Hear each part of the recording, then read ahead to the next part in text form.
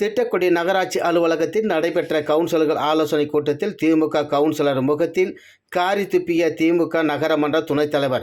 கடலூர் மாவட்டம் திட்டக்குடி நகராட்சி அலுவலகத்தில் கவுன்சிலர்கள் ஆலோசனை கூட்டம் நடைபெற்றது. இதில் திமுக நகரமன்ற தலைவர் வெண்ணிலா மற்றும் துணைத் தலைவர் பரமகுரு மற்றும் கவுன்சிலர்கள் அதிகாரிகள் கலந்து கொண்டனர்.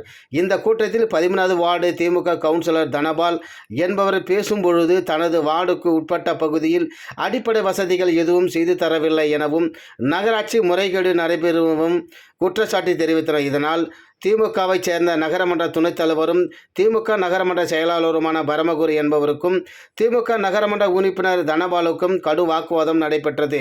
அப்பொழுது ஆத்திரமடைந்த நகரமன்ற துணைத் தலைவர் பரமகுரு திமுக கவுன்சிலர் தனபால் ஒரு